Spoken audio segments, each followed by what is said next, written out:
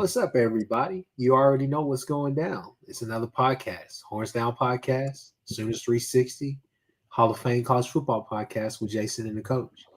So, we're back. We're going to talk about a bunch of interesting things. If you want to scroll down and look at the bio or whatever down there, then you can look at that and see exactly what we're talking about. Go ahead, like, subscribe, share everything from each one of these channels. Again, Horns Down Podcast, Hall of Fame College Football Podcast with Jason and the coach, and Sooners 360. So, that being said, gentlemen, how are you guys doing?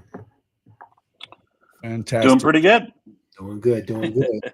So, it's Thursday. We're doing this podcast. Obviously, we're going to kind of talk about, I think, what's really interesting right now. I know Eichert and Lehman talked about kind of the running back room and stuff like that. But we're going to kind of give you guys our spin on that as well. $500,000, I think that's absolutely, excuse my language, batshit crazy. But nevertheless, enough of me. Jason, Chris Mason, whichever one of you guys want to kind of go talk about that first topic, go ahead and let the people know what you got to say. Well, we're talking about the running backs that they didn't get. I'll go ahead and pass this along to Chris Mason because I think I know where we're headed with it, but I'll let you start. Okay, so obviously OU lost out on Jonathan Hatton to Texas A&M, and in theory lost out on Aydin Jones to OSU within the last 10 days. So from a recruiting perspective, that knocks off the two most named running backs connected with OU for the 2026 class. In fact, it basically wipes out the 2026 running back group, high school-wise, in terms of feature backs. The only guy really left is Ryland Morris from Texas, who's sort of an all-purpose back. He's committed to Baylor. And Jalen Hill from Mississippi, who's a big power back, but he's also committed to Mississippi State, at least currently he is. So there's no other big feature named running backs that are looking at OU. Javian Osborne, maybe a year ago was looking at OU. I think that's a Michigan or Notre Dame win, maybe Ohio State. I think he's looking to leave the state. There's another big-time running back in the state of Texas, KJ Edwards. He doesn't appear to be looking at OU at all. OU hasn't been heavily recruiting him. So from a certain perspective, if you were like me and you follow OU's high school football recruiting pretty heavily, after losing Hatton, you thought, well, maybe they would be able to focus on Aydin Jones, OU legacy. But it looks like OU moved on from Aydin Jones about 2 weeks ago, 3 weeks ago, maybe even a little earlier. So it's kind of interesting. You get Gabe and Teddy on their podcast saying that they don't feel like there's a running back on campus.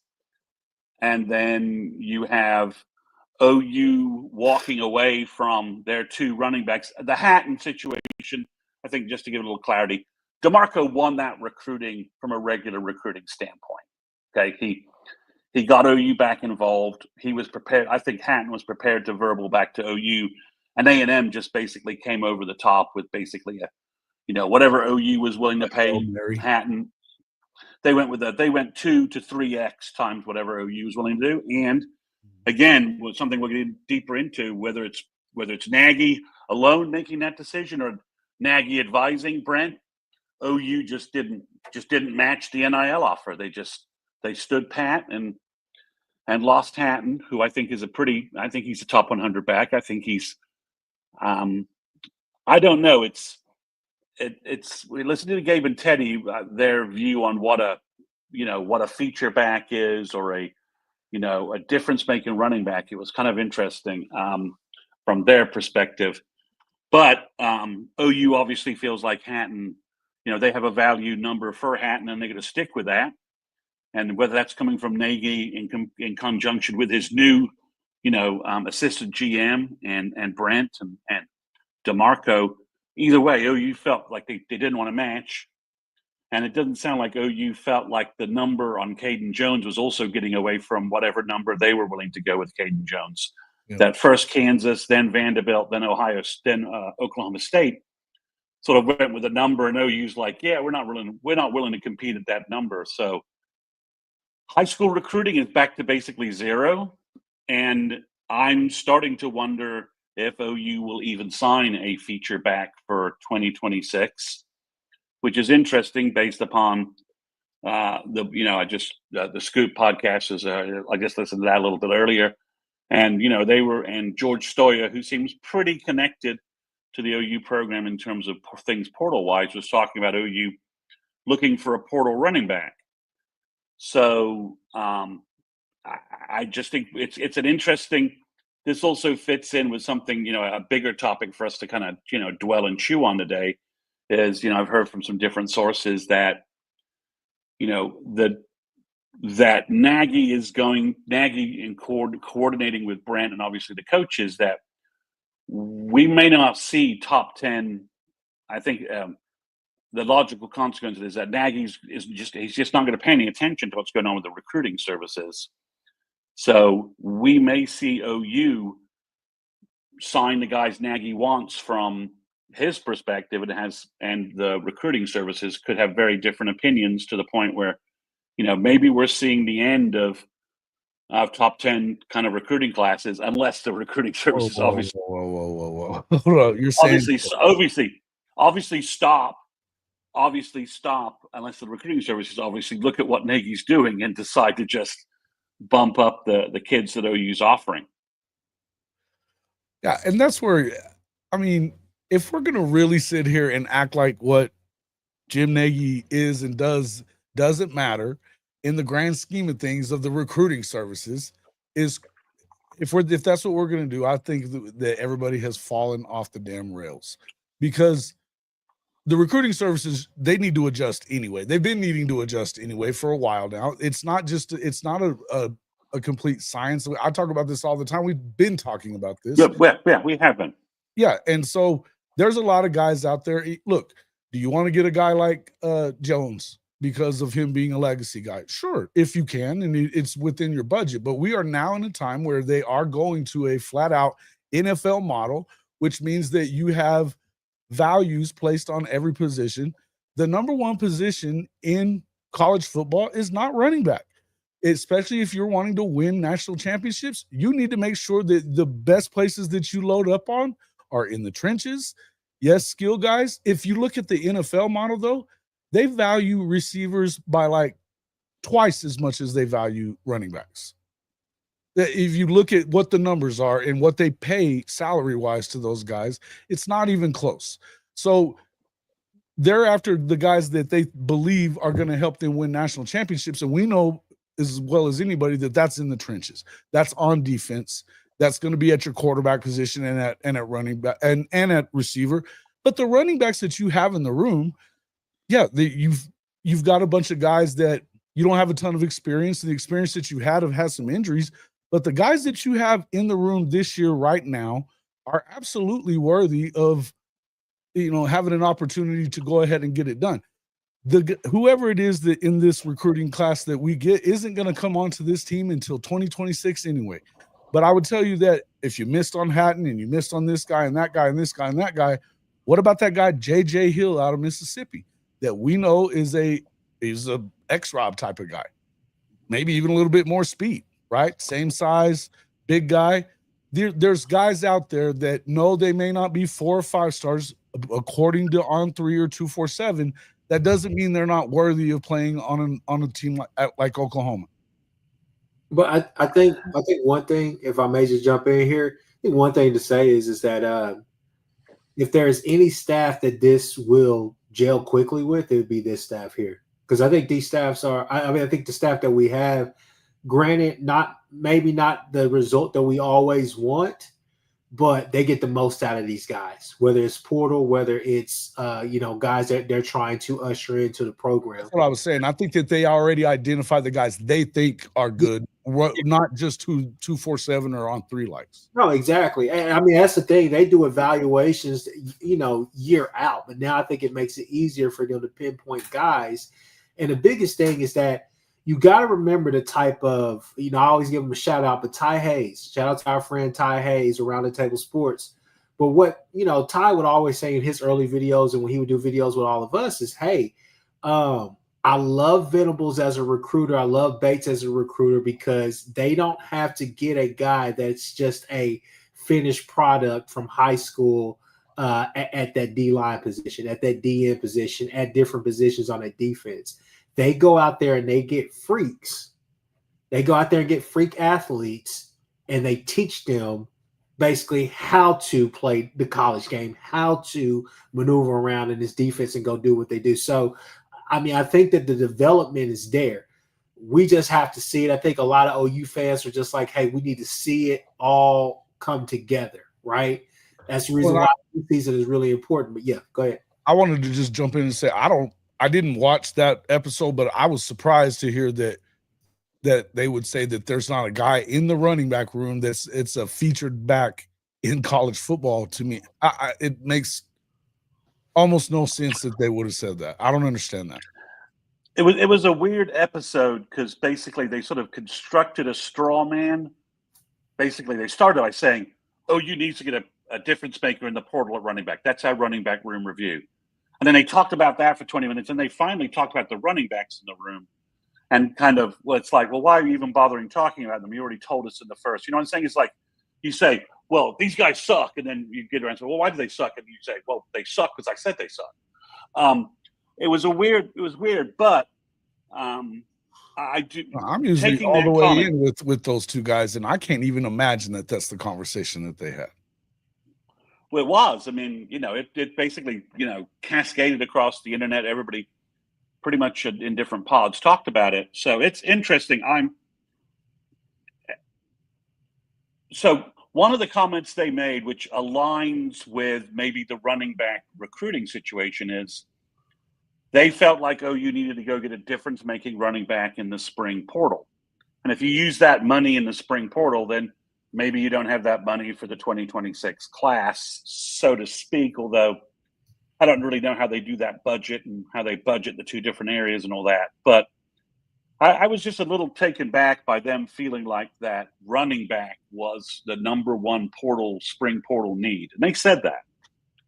So, and obviously, you see Tristan, Tristan follows up with that from our chat. So it was interesting that comment was made, and then in the last 10 days, obviously, OU walked away from one running back several weeks ago and was not willing to compete in NIL for another high school running back. So is it that the three young running backs, Nagy looks at them and says, Blaylock, Robinson, and Tatum, those are my guys. Those guys will be feature backs coming up. But for this year that's so tight with a bad schedule and needing wins, I don't think that Barnes or Sawchuk are.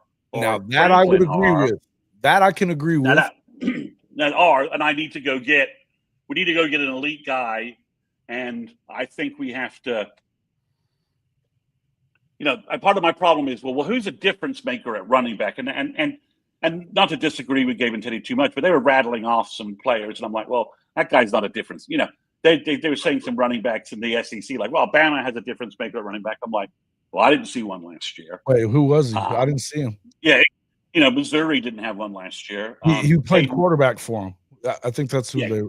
Yeah, he was exactly. Caden Durham was okay at LSU, but he wasn't like a 1,500 young guy.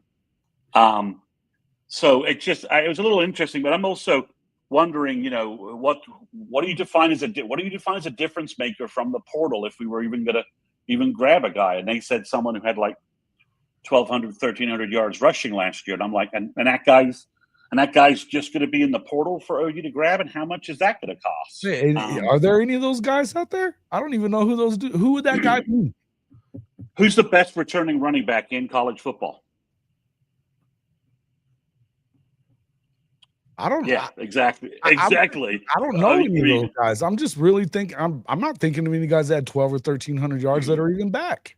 I mean, Henderson and Judkins went pro, right? Yeah. Yep. So did the guy. Maybe it's the guy from Boise. I mean, everybody that really had a huge Rocket Sanders. Rocket Sanders is gone, right? He gone.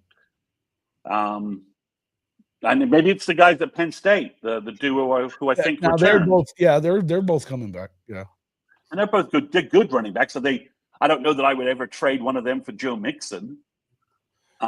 If we're going to use a barometer, so go ahead, Kay. I think you have guys here. I think the problem is just that it's just so much unknown. But the biggest thing is this right here, and this could be the deciding factor. What is the conversation like between Arbuckle and Nagy as far as, hey, I can make it work with this guy, I can make it work with that guy. I mean, if we just run down the list, I think X right now, to me, I think X is probably your most complete runner as far as being able to.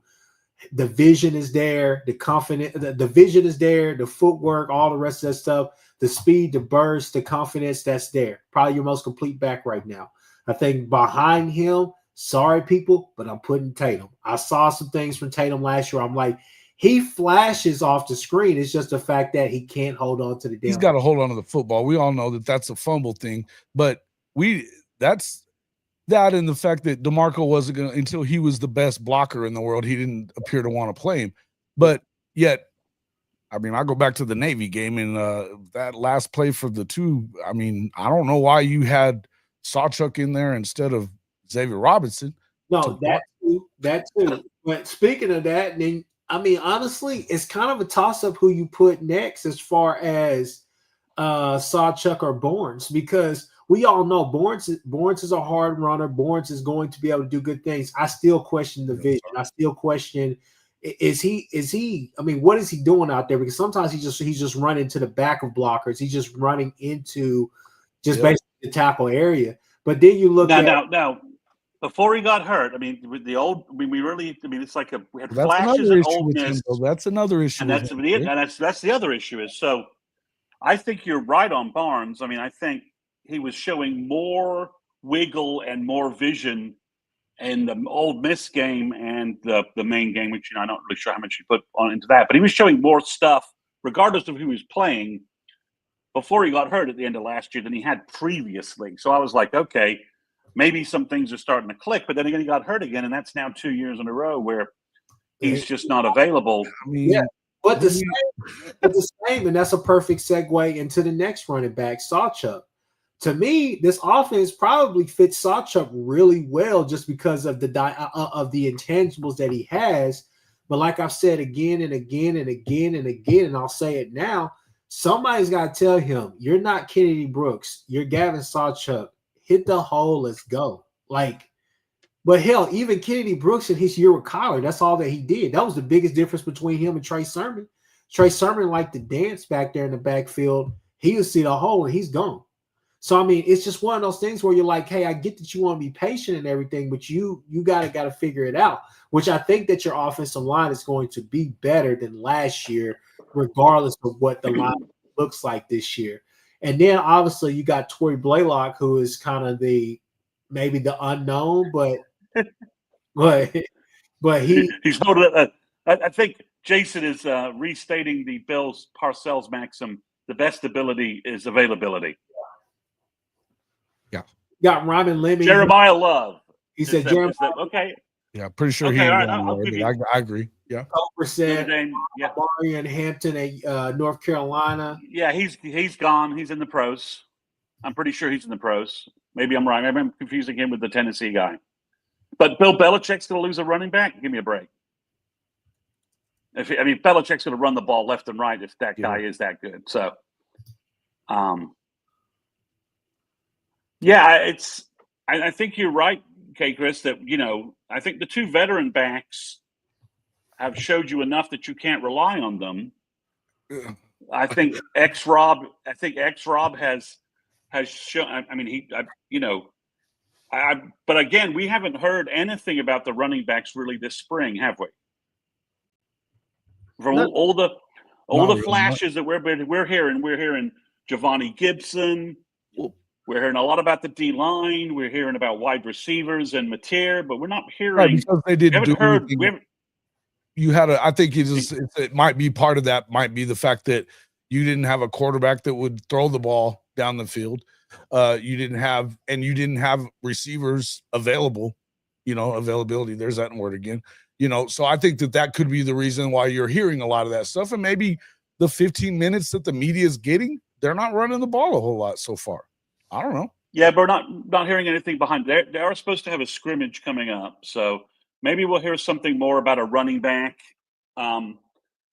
so far. But it's been a little quiet about the running back room, and it's dead quiet about the tight end room as well, which is not a shock there. So I just think we're seeing potentially three Nagy footprints already, right? I'm not spending a lot for a running back out of high school, and I'm evaluating the running back room, and I don't like what I see in the upperclassmen. And maybe I'm going to redirect funds from the high school class to the portal class to see if I can, this may be where we see Nagy's influence play a bigger role in the portal than we've anticipated, right? Nagy, maybe this is a situation where Nagy's perhaps going to be able to reach out to his sources and say, we're looking for a running back if the right running back is out there. And we've got some money for somebody. So if somebody's, so it may be that Nagy is is playing like 3D chess in the portal, whereas previously, OU was, kind of waiting to see who would be in the portal. I'm just wondering if Nagy is going to sort of reverse motivate folks to be in the portal, and we're going to be like, oh, wow, that guy's in the portal, and we're already engaged with him. Wow, that's interesting. No, it's not. Nagy told a number of agents he's looking for a running back, and that got back to their clients. So, I think Franklin. I think he just needs a place, go somewhere he's going to play. So, I just don't think that's at OU. I don't think he's certainly not the difference-making running back. I think that folks want OU to have, or they think OU needs to have this fall. So I think it's going to be an interesting story to track. I think we talked 2 weeks ago, and we were talking cornerback, safety. What I'm hearing, I don't think wide receivers a need in the portal, but I would certainly throw that to you guys to debate.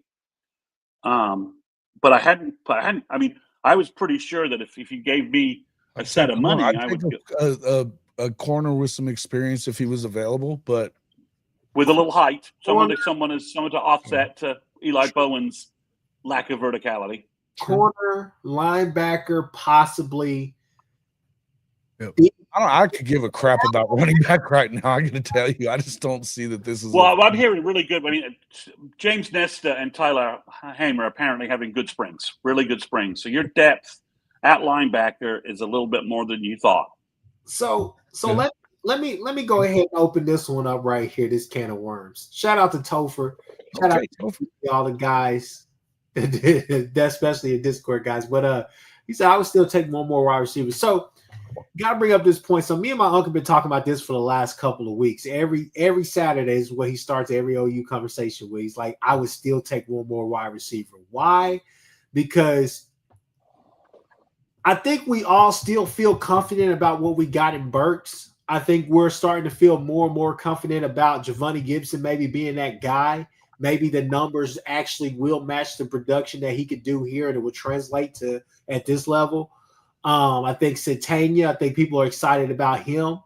You hear some things about Keontae Lewis, but then, Elijah Thomas. You got guys on campus, stuff like that. And Kearney and Josiah Martin. I was going to say, Kearney's been flashing a lot from what I understand. But the problem with that is that you can't I'm sorry, but can you trust that Jaden Gibson is going to be 80% to 100. That's the max. Is he going to carry on what he was before the injury? Yeah, but you have Ivan Carrion, who didn't drop a freaking football that we saw last year whenever they had him in. If you could go and get you another 1,000-yard wide receiver or get another, I don't know. We're talking. Are we throwing on each play? I just throwing it out there. I need one more wide receiver, guys. How many footballs are they going to use? You said what? How many footballs are they going to throw on each play? I'm not Three. It's a new offense. Arbuckle is going to have 3 footballs in play at the same time. That's awesome, man. We're gonna change the game now, I guess. Holy shit! The point of it is that we could talk about the depth, right? But when it comes to our big four, because what you should have is your big four should be Javonte Gibson, Satania, Burks, and Jaden Gibson. You need insurance for Jaden Gibson. It's almost the same as going out there getting another. I think that Kearney is the guy there instead of Gibson at the moment because of the fact. And you're going to block Elijah Thomas's death. And I was fixing to say you got Elijah Thomas, and I've heard a lot of good stuff about Manny Choice too. I don't want to mess with their development. Okay, well let's spin this around with you, Kchris. So you've got $400K in the portal for an elite skill position player. Are you taking a running back, a wide receiver, or a tight end? he just threw tight end in there, Jason. He just threw tight end in there. Well done. Well played there, sir. Well, and Nagy, through the power of his contacts with agents, has lined up a guy that we look at and go, ooh, okay, we take that. Yeah, okay, I can see spending money on that. So I'm giving you that. You've got 3 guys of relatively equal ability, and would be basically instant. Would be at tight end they'd be starting. At running back they would be forcing their way to being number 1, and at wide receiver they'd be one of our top 3 guys. All right, from the look of them. Which guy? And you can only spend the money in one place, though. Nagy's saying, I got salary cap money for you. I got 3 guys in the portal that we could spend it on, but we could only spend the money on one. Which position are you going with? As what we know right now with the roster as it currently stands, not I'll be honest 4 months from now, right now. I'll be honest with you. I probably would go running back. And that's simply because I think I'm sorry. Look, I would probably. You got to be shitting me, man. I would go running back. If you give me those terms, that situation, I go running back. Why? Just because I have a little bit of faith, a little bit of confidence that, hey, I've seen him do more with less. And that's not a slight at the Washington State guys. That's just saying, hey, I've seen you go out there and do it with those guys and have a high production, high chip. Running back, I want to make sure that you're fine because I want a running back that's like, I'm not sitting there saying that we need a damn Bijan Robinson or something like that, but we need somebody that can help the offensive line as well. I'm just saying, like, we need somebody who could try. So X-Rob didn't show that he could do that against Alabama last year? You said what? X-Rob didn't show you that he's that guy against Alabama? I'm not saying that he didn't, but I feel like what are we talking about then? What are we talking about? Look, Jason, I think that you're going to lose one of these running backs as well. I think you're probably going to lose to Sacha. That's just my opinion. That's good. Probably that's a good thing because now we're seemingly wanting to give a bunch of time to guys that haven't shown up in the past. And so to me, the guys that you have in there, the young guys, including Torrey Blaylock, need to be the dudes you need to find out whether or not they're it or not. I could give a crap about the running back position. I'm telling you, that's crazy. X-Rob did prove that he's that guy, and they still didn't give him the damn football against LSU. Well, wasted his damn red shirt. Well, I don't know. We wasted it. I mean, if he's as good as we think he's going to be, well, yeah. I mean, he's not going to be around. He's not going to be around as a 5th-year senior anyway. Yeah, but if Kchris is wanting to go get another one out of the damn portal, then it is going to be wasted because they're not going to run him. Look, if you get rid of okay. So Kchris made his choice. You didn't love his choice, but Jason, I now spin the wheel to you. Where are you spending your NIL money? You are Jim Nagy. You have arranged 3 guys of equivalent difference-making impact for based upon who they are, which position are you spending the money on? It would probably be the something at the cornerback position. That'd be the No, first. I don't think it's offense. Cornerbacks in the parking lot. Oh yeah, tight end, Offense. no doubt, it's tight end. It's So not even a question. So you think you're willing to ride and die on the young three of Rob, Tatum, Absolutely. and Blaylock. Oh, dude, come on, man. Of course. Okay. I mean, you watch Blaylock at 202 pounds working out with his dad, who knows something about the running back position. Jimmy Satterfield says center. Well, we're talking skill guys right now. I think we're not blowing $400K on a backup center. We're just not. Because also, with how kids are playing, how good some kids are looking, I think Nwewu to center is something that we'll probably see. Maybe he moves to center, and you free up space for Ozada and EPL to be your guards, and you have Nwewu as your backup center. But I know that we need a backup center is something that's needed because I don't think Iasosa or Hollenbeck are ready. But skill-wise, we've got one running back, one tight end, and I think based upon the fact that the only name we're hearing anything out of is Jaron Kanek, who's a 230-pound linebacker in the tight end room. I gotta agree with Jason and say I think wide receiver is in good shape. I think the 3 of the 4 transfers we've heard a lot about, Satenia and Gibson, we're hearing a lot about.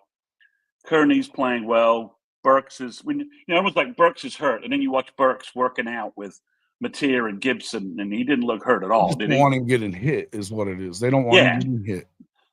Yeah. So to me, I think the Burks injury worries are a little overblown. But so I'm going to ride with the wide receiver group that I see.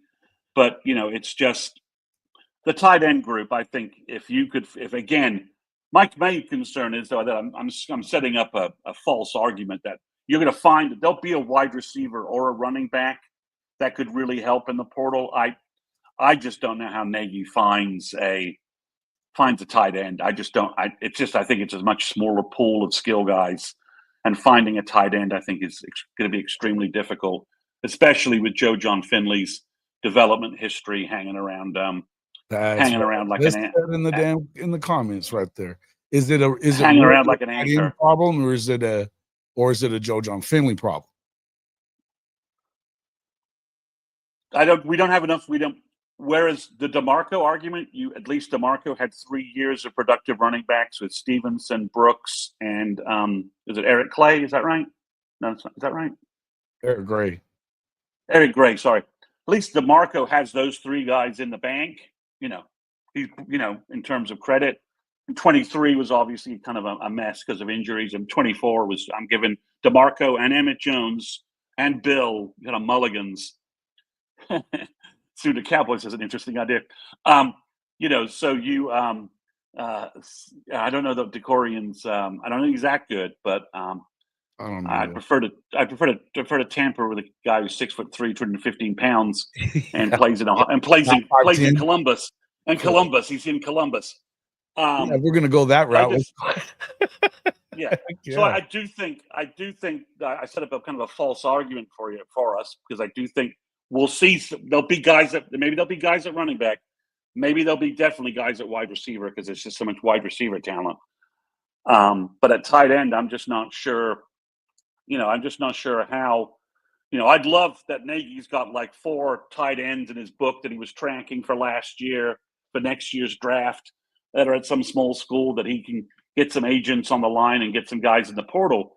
And maybe that's the first example of the way Nagy will pay off in a way we've never thought. But I think, if you take tight end off the board and you just make it a running back wide receiver argument, I think I probably agree with Kchris and would go if I'm limiting the argument, forcing you guys to choose between those 2 positions, which is also not really fair.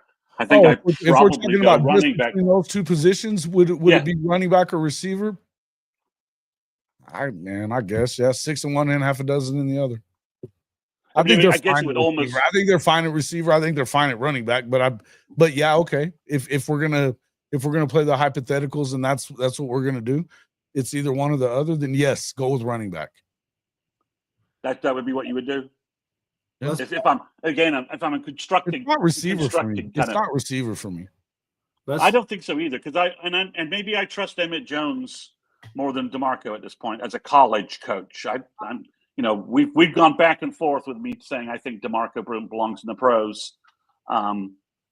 That's my most recent opinion, but I think it's interesting that we may be seeing Nagy on this side. This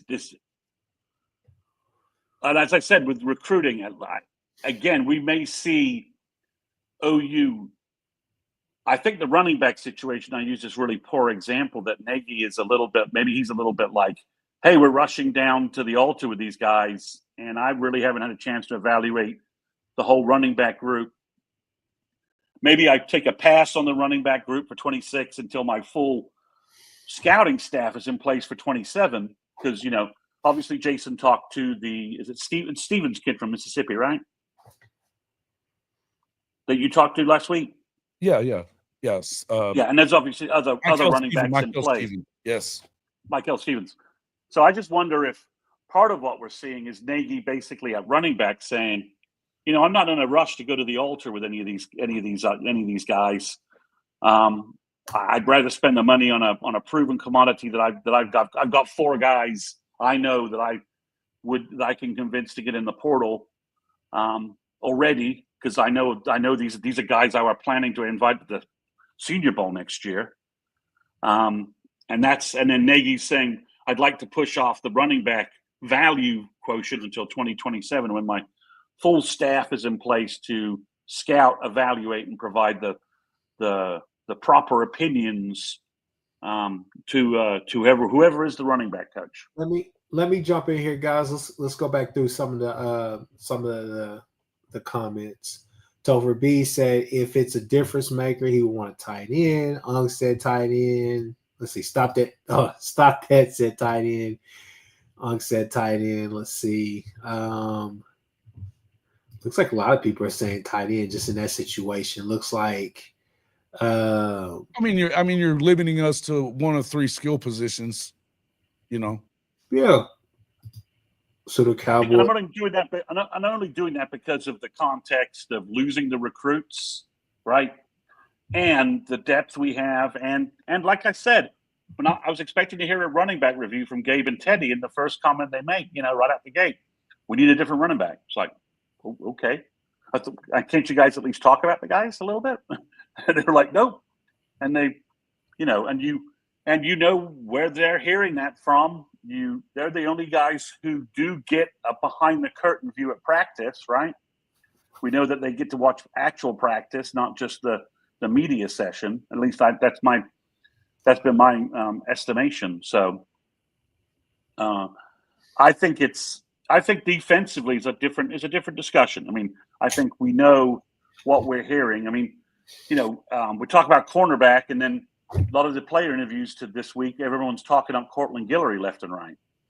And Gentry Williams seems to be relatively confident in his ability to play. So does that, if you come out of spring and a couple of the freshmen have stood out and, you've got more depth at Cheetah, maybe you can play Dolby, some at safety, maybe some at nickel corner. I don't know. I thought cornerback was the number 1 need. Linebacker, I just don't know that we find a linebacker who's good enough to be in our top 3. And I think any linebacker who is good enough to be in our top 3 is probably going to be promised a starting spot somewhere else and won't be interested in fighting Kobe, Samo, and Lewis and Daniels for starting time. So that's my question at linebacker. I like the idea of depth, but I just wonder if we can find a guy that actually can get in the top 4, that's, can break into our top 4, that's willing to be in a top 4 rather than an auto starting job somewhere else. But yeah, I think overall, if we talk defensive, and I think it's a different argument, but I was just stunned that OU walked away from both of the running backs that they had been involved in. One for cost and one perhaps for talent and cost. It's DeMarco's basically just lost a year and a half of running back recruiting. Yeah. But it's this. It's one of those things where would you have wanted to get that Hatton kid? Yeah, but look, people. We're still talking about 2026 season. You know what I mean? But that running back position, I don't even know. I mean, to me, I just don't see if we're gonna go to this model of this is what we're gonna do, then you have to go ahead and go with it and relax about it a little bit. I think that they're gonna get the guys that I think like what you opened up with is that they're gonna go get guys that they identify as worth the money and the investment that they're gonna have to put in them, because this is an NFL model now, and you have a real NFL guy in the house and running the show on that end of it. I think that it works very well with this program because we've got guys that don't really give a shit about what 247 and On 3 and rivals think about who's got the most stars. I don't think that that's one of the things that moves them that much. Yeah, no, I agree with you completely. I'm just saying that it will be interesting to see if once we, the next recruiting class, the 2027 class, I'm not sure how much impact Nagy can have on who OU signs this year.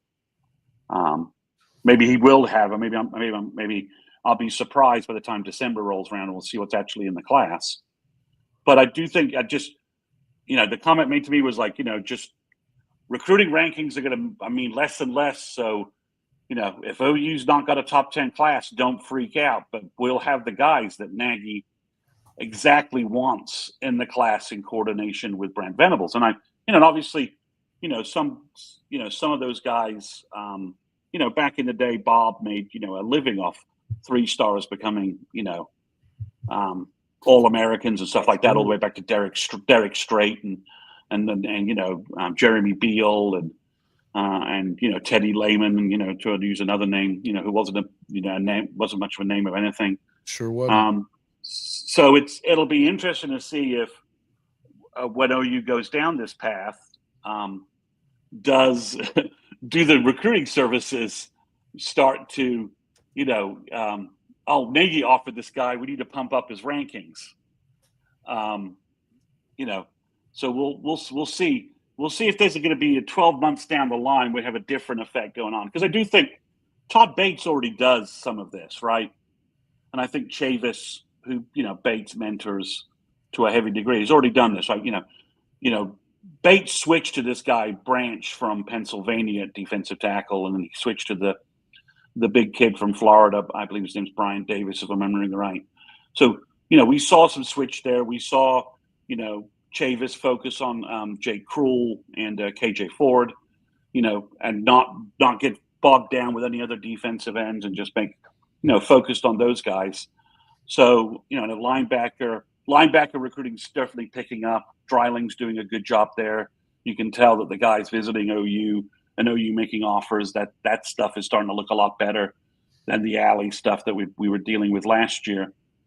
So I think you're right, Jason. I don't think the staff, Bill Biedenbauer's not going to give a flying, blank about what anybody thinks about offensive line. Yeah, no matter what you're saying about Ryan Foji right now, he was ranked in the 500s whenever he committed. Well, when he was offered, Bill saw him when he was in the offered. He was like he was a nobody, right? And now I could think he might be the second best freshman that he's seen in forever. And of course, he's only second best because Fasusi's the best looking freshman he's seen since Trent Williams kind of days, that kind of time frame. But I think it's interesting that I just wanted to bring that as a comment because, fans, we're ranked 10th on 3 in the SEC right, and some of our fan base is probably freaking out about that in terms of who's our next verbal commitment. When are we getting another verbal commitment? And, it's probably going to be, a hint to everyone. It's probably Mason James. That's the next guy, the wide receiver from Norman North, who's, basically a Sterling Shepard, Ryan Broyles clone type guy. So the odds of him not being successful in Norman are relatively low. But yeah, I mean, it's going to be interesting to see if Nagy, if Nagy breaks his quarterback tie or is pushing one guy over the other guy. So, I thought we might take a little while to see Nagy's influence, but I think it's showed up at running back recruiting already. I think he's probably going to be the tiebreaker at quarterback recruiting if they need to break a tie, if they don't just sort of, ghost one of these kids and move on.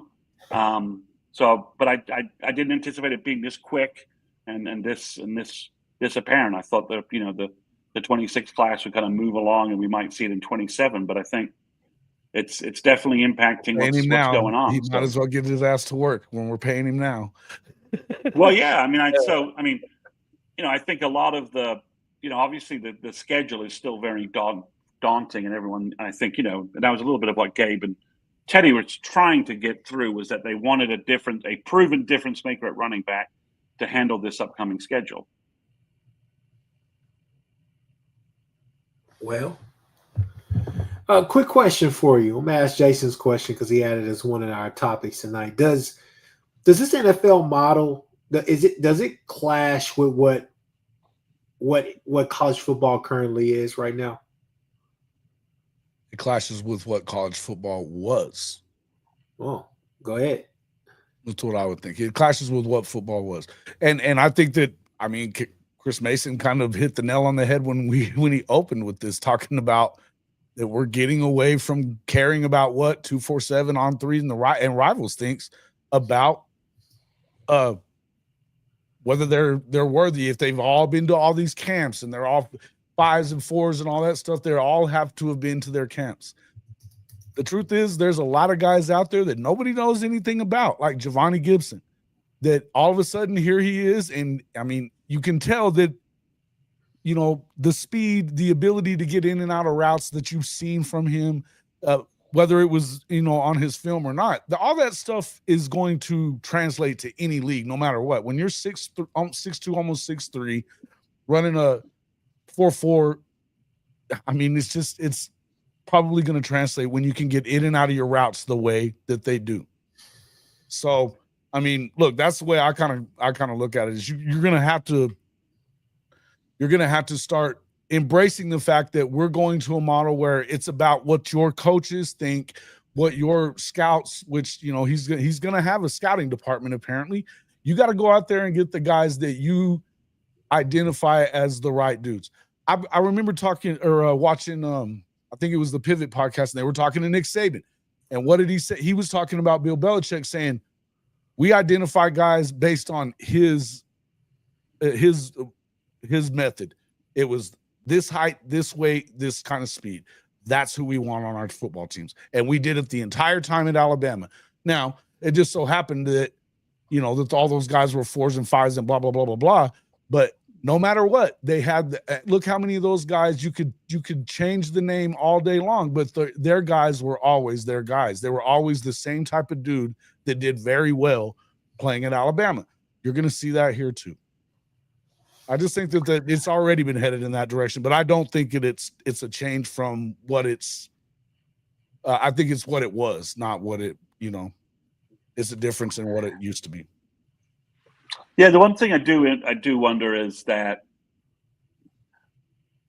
will this sort of, and I'm not sure it is this way. We haven't seen it blend with Brent yet, but is this sort of coldly analytical model going to hamper some of the more, for lack of a better term, warm and fuzzy family soul mission type elements that Brent has? So will it hurt that? I don't think we know him. But I think that also is part data. of the NFL model too, though, is to get guys that fit with your program and they're not troublemakers and they fit with what you want to do. Yeah, so I think it could hurt. So I think I think it's going to hurt OU fans who only look at recruiting sites' opinions of how OU's doing in recruiting. That's what I think is going to get hurt, is that the recruiting sites' opinions of how OU's recruiting is going to fall, and then it may jump up when the recruiting sites take a look at the guys we have in their senior year film and stuff. Like it's very clear based upon the feedback that that's around the internet that Fasusi's not only was Fasusi the best guy, coming at Fasusi was the best offensive tackle last year coming out of high school, right? And different services had Haywood ranked ahead of him, Babalola ranked ahead of him, even the guy that ended up going to Texas A&M. So whose name I forget right now. I can't remember if I forget that guy after talking about him for a whole year. But it's interesting. But now he's on campus, and now that he competed with everybody else in the All-Star games, everyone's like, "Oh, Fasusi's the best guy." And now he's on OU campus, and everything's going and heading in that direction. And I've not been, I've checked the internet a little bit, but I've not been hearing any buzz on the other guys, really, not to the degree that Fasusi's getting national attention. That information's being put out nationally. So maybe we're just going to see a natural, a better. Maybe we'll see that for the first little while that man, OU, why are these guys all 3-stars? And sometimes even today, I always felt like Brent's offers were always high caliber. Like, okay, I don't understand why that guy's a 3-star. I don't understand why Danny Okoye's a 3-star for the longest stretch. I don't understand why James Nesta's a 3-star. So it's going to be interesting to see just how do OU fans react to being, the 12th ranked recruiting class in the SEC, or outside the top 25 from the different recruiting services. How are they going to react? How are they going to react to that? And does that even matter? Does it really even matter? I think that there's two things that would cure that, right? That help that. One, if you're winning, right? One, if you're winning, right. / making the playoffs, right? Consistently at a consistent chip. Second thing is kind of for more of the hardcore recruiting fans that kind of know about that right now. You're still looking at you look at recruiting just kind of from as a whole, kind of that composite. You're wanting to look more in depth at the numbers and see what is the average grade, right, of these players across the board. Because trust me, I mean, hell, Miami and a couple of these places are getting top 10 classes, but we never know who the hell their wide receivers are year to year. You get what I'm saying? They've had one in the past, 3 or 4 years that we've all been like, hey, that kid, Restrepo, but Restrepo was under recruited, all the rest of those different things. He's a guy who makes some money in the league, a lot of that stuff. But you just have to, and I'm not just talking about Restrepo. They've had 2. I'll give them 2.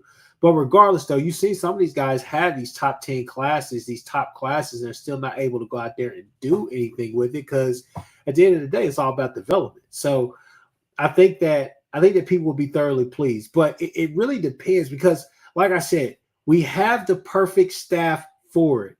Venables and company have to go handle business this year. Get us a 9 wins, 10 wins. I think a lot of people would take 8 wins because that would be a huge improvement. But if you can get to that 9 to 10 wins where you're pushing that with this schedule right here, you're in business to really change a lot of the narrative as far as, hey, because people look, Nagy is, like Jason said, Nagy's working now. It's not just Nagy's coming in here. He was hired. No, Nagy's working now. And I think after the spring combine and all the kids get to go out there on the field and talk to the players and everybody gets the autograph and gets pictures and stuff like that, it's going to get really grimy around there because there's going to be a lot of honest conversations about this roster. So I think that people need to understand the Nagy era has started, it's began, and it's underway, and you will start seeing some things happen in the portal. And you may see 1 or 2 guys that you were like, I didn't see that guy actually portaling out. But, I'm going to ask you this, though. Don't you think that it's probably is going to be a situation that when they start realizing that, okay, yeah, Nagy likes this guy, and no, we haven't seen him, but we should probably bump up his ranking, just in view of the fact that this guy knows what the hell he's looking at. Yeah, I mean, at the end of the day, Chris Mason knows this for sure. 2-star gets a 3-star gets a OU. OU offer. What, Kamari Moore? He was he wasn't even ranked. He bumped all the way up to like 3 stars. I mean, it's just crazy. Like these ranking sites, some of these sites, they kind of go off of that. If the guy's getting recruited by a couple of the bigger schools, especially some of the blue blood schools, and all of a sudden he takes a rise, he takes a jump, all the rest of those different things. I think you can see that right now with the Bentley kid and Jaden O'Neal. Who's hot right now? It's the Bentley kid. Everybody wants him, this and that. So he's soaring up past everybody, and everybody that they were in love with is kind of falling. That's a good segue. So do you take any sort of solace or confidence in that? It looks like the guy that we just hired from the athletes group was heavily involved in OU's portal evaluations, right? The guy they just hired, the new assistant GM, that's what he was doing heavily for the Rosenberg athletes group, right? That group heavily managed OU's portal activity in December. Do you take any solace or confidence from the first that portal group that's now on campus, where it looks like for the most part that OU's, that portal group looks as solid or better than the portal groups previously? And that's obviously no one's seen the field yet, no one's played a game yet, but it looks to be that OU, has, it looks like a stronger group, right? I'm projecting Gibson, Sategna, Simmons as probably 3 starters or, de facto starters on the offensive side of the ball. And there's a good chance that Daniels and MJJ are going to be significant contributors on the defensive side of the ball. And the other wide receivers, it looks like for the most part, there just doesn't look like a lot of misses from the portal group that they brought in. So do you think that does that give you any confidence in the Nagy process, knowing that Nagy just hired a guy from athletes group and that guy came in and he did this, and now you've got Nagy and this guy working together to build a roster? Because to me, the portal group looks pretty solid, other than the 2 tight end guys. I know you tried to get better tight end players and just missed out on them. They had money for them. They missed out on them. Other than the tight end group, I take a look at the portal. I see 5 or 6 starters out of the portal group we brought in. Yeah, I don't disagree with that. I think you see either starters or they're getting significant time. They're getting a lot of packages and different things for them. So I think they're built into the offense / defense as well. Yeah. But I mean, weren't those guys already here before? The Nagy and I guess the other guy. No, the guy that got hired, that they just hired, whose name escapes me. He was part of the Rosenberg the athlete group that Rosenberg runs, and that really, based upon the information I have from my sources, that really ran OU's portal operations in December for the most part. Like, they ID'd Simmons as the offensive tackle that they could afford, and he was the best one to bring in. So they didn't waste time on money on the Rice guy who went to Ohio State. Yeah. And like the UNLV guy who went to Oregon, who were both pricing themselves out of OU's range. That, they were doing the pricing evaluation. Same thing at wide receiver, right? OU skipped the Georgia Tech wide receiver, who I think ended up at Ole Miss. They identified. Did you go to Auburn? Was it Auburn? Yeah, I don't maybe, but they're just saying that guy, he seems to have implemented that process and helped OU through their portal process last year, right? And in December, and that led to OU getting, even Marvin Jones Jr. and Kendall Daniels seem to be intelligent number plays, right? Like, okay, we can get a lot out of these guys. We're spending low and they have high ceilings, right? That Daniels, there's a world in which Marvin Jones Jr. has a massive year and Daniels ends up as in some sort of 3 linebacker scheme, looking like an NFL prospect, right? That's not like a fantasy land projection, right? Kendall Daniels' across, measurables are ridiculous. Hell yes. right. Same thing with Marvin Jones. He looks better. Everyone's no saying doubt. that, all this rumor of him not having a high motor, that's just gone. That, playing for Chavis has re-energized him and all that. So I'm just saying that I'm taking a little early confidence in this Nagy approach based upon what I think is a better portal group other than tight end, where I just don't think any luck was being found. I think the wide receiver group, I like Josiah Martin is basically a freshman. You basically picked up you undersigned it, your high school guys, and you picked up a freshman. He's basically going to be a freshman. And then, you added, Lewis is a senior. So it's if it doesn't work, it doesn't work. He's gone in a year. You can still sign a big high school class of wide receivers in 26. So I just think I take a little confidence from that maybe this is all going to work. That this new scheme, I think this new process, because it's definitely OU's definitely projecting ahead, right? Nagy's working with a salary cap where schools like A&M are just like, just spend more money, and Nagy's obviously like, no, if I think this high school running back is worth, and I'm just going to throw a number out. I don't know, I do this right.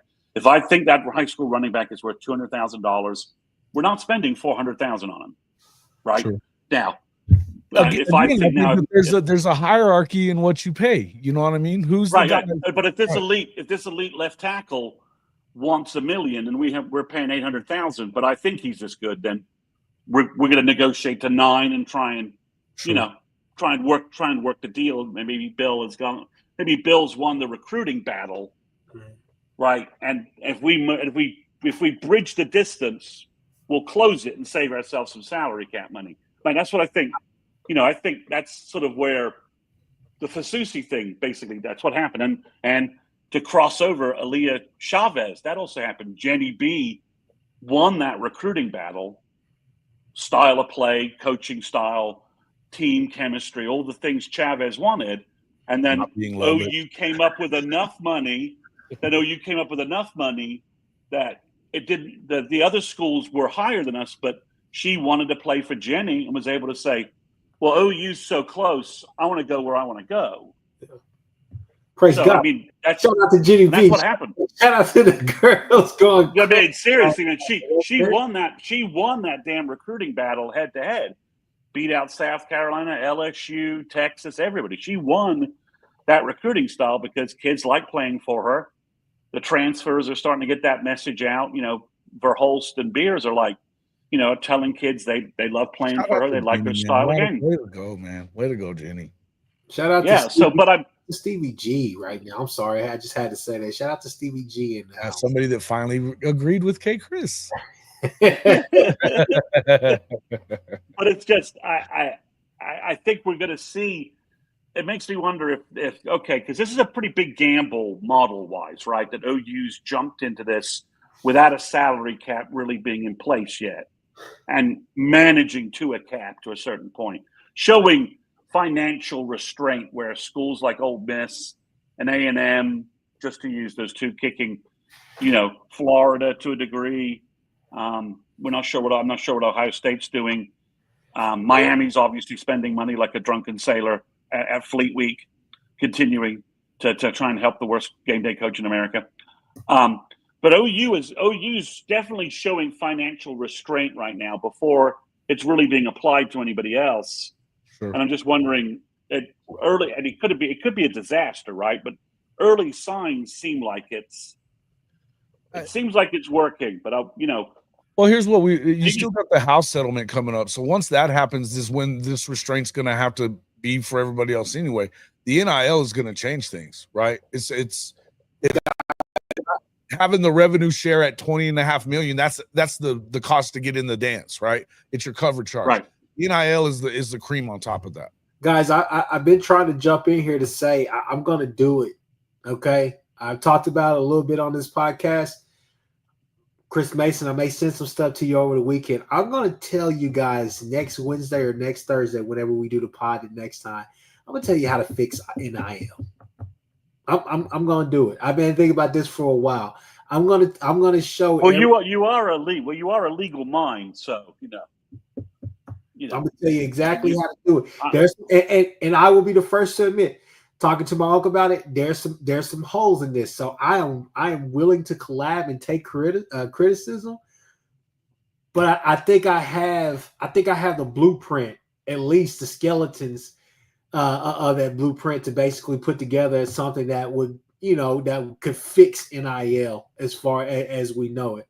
From high school all the way through college, I think we could fix NIL and get it to where it's better. Can you throw OU Revenge Tourist comment up just so we can talk about it? Let me see. I knew that was coming. Yeah. Okay. This is like a straw man argument. Yeah, this is a straw man argument, right? Jenny's money has nothing to do with the money for football. She's not taking money from football. Jenny's got boosters, excited about her program, giving her money for NIL to land the number one player in the nation. And Nike and the Jordan brand also didn't exactly hurt on this. Okay. But there isn't a finite pool of OU sports donor money and it all has to go to football, right? Porter's going to get more money if he stays because he got the team in the tourney and he coached better, right? Skip Johnson's getting more NIL money. Why? Because his baseball team went to a championship game 2-3 years ago and is playing much better and is playing very well in the SEC. Gasso obviously gets NIL money because all she does is win championships, right? She's got 4 titles in a row. She's better than Nick Saban in softball. So I know some people want to say, well, why are we spending money on a women's basketball player? It's not the same money. It's not. This isn't a pie, and people are stealing from the football pie. This is above and beyond what's going on with football. And Jenny has worked very hard to get donors supporting her program. It's not money that's coming away from football. It's not like all of a sudden Jenny called up Brent Venables and said, "You have to let Michael Fasusi go because I just got a basketball. I got a basketball recruit." That's not the way. This isn't the way this works. Jenny has worked hard, gotten NIL money. Separated out, man. Come on now. It is not this. He's not stealing. Everybody's got a budget. Credit card. Everybody's got a budget. It doesn't change like that. Yeah, I mean, she's not stealing Brent Venables' credit card and going on a shopping spree. She got the money because her program is doing really well and is a top 10 program in the nation. Yeah, she's done a great job. So so it's not. It's one thing can exist as Chris is always fond of saying. We could have great NIL for women's basketball, and still go out and get 2 things can be a 5 and go out and get a 5-star defensive end in football. It doesn't. One doesn't mean the other. It does. There's no connection between the two. That guy.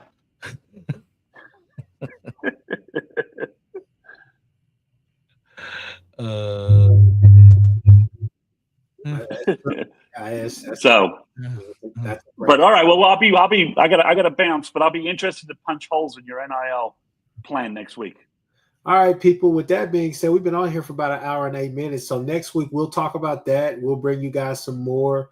As far as we know, I think next week maybe we have some more about the Bentley and O'Neal thing, and we'll have some more. But guys, hey, a lot of great content out there, a lot of great OU creators. We know a lot of them, so definitely go check those out as well. But like, subscribe, do all those different things, share these videos with everybody. OU Intel right here.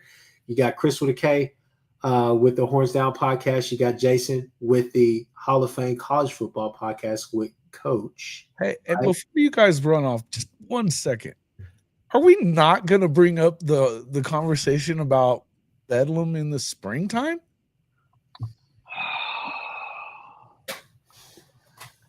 All right. Listen, I'm just saying, if we're not, I'm pretty disappointed in both of you. Gotta say that Gundy would basically promise something. He's a jackass. There's no two ways around it. Yeah. that basically People that are Gundy's negative doing and the voicing their classic. opinion are the same ones that can't pay their own bills. That Gundy basically is first off, props to Dion for pushing the issue, right? Good Lord. Yeah. This whole spring scrimmage thing makes too much sense, right? And and Syracuse and Colorado wanting to do it make too much sense, right? Makes too much sense. So all props to them, all props to Dion for suggesting it. But then Gundy saying, well, we should play Bedlam, even though he knows that, that there's no chance in hell of pulling this off. Anyone actually have to follow through on this. It's just typical. It's typical Gundy, and then the media fawns all over him. Oh, he's so wise and smart. Man, I'm just so effing sick of that crap. $25 a head. Like, bro, if you broke, just tell us. It's giving broke, Gundy. You're broke. Brokies. Bro. People that are negative and voicing their opinion are the same ones that can't pay their own bills. I'm just saying, man. Oh, it's just kills me. If I was, OU. The best idea was, OU should go to, play SMU or TCU in Dallas and make it a big recruiting weekend for us. Screw giving the Aggies any more help. Said in there that they wouldn't want to go live. We'd just be thudding up. Like that's gonna ever fucking happen? Are you kidding? Take away the Bedlam game, so all of a sudden now we're not gonna hit each other. Get out of here, bro. And I'll be honest with you guys. OSU is in flux right now, losing the president, everything that's going on with that story right now. If you guys aren't following that, you may want to follow that just to see what's happening. Yeah. It's a lot of shady stuff that's going on around OSU as far at that level, at that higher level. And Gundy is holding on to that job by a pinky. So, at the end of the day, there's a lot more stuff that OSU needs to be worried about. NIL is definitely one of those, because as far as I'm concerned, and I think as far as anybody else is concerned, and this is really not even a knock on OSU, but OSU is far behind in the NIL game. They need the revenue sharing, all the rest of those different things. That stuff needs to come into effect now to help some of these schools. And don't get me wrong, OSU has money, but not like that. This NIL thing is brand spanking new. So, for me, it's damn near to the point where Gundy is going to go out there and get him a D3 wide receiver or somebody like that and get production from those kids. But to keep an Ollie Gordon on campus is probably going to take a little bit more than what it usually would, You get what I'm saying? So it would have been my last comment. It would have been sweet if we needed a running back. If we could have just taken Ollie Gordon from OSU. And, there was a problem. That would have been trash. It was trash last year, and he ran like a 4.6 at the damn combine. Yeah, he would have been better. All right, guys, I'm going to bounce. Thanks, man. All right, everybody, we out.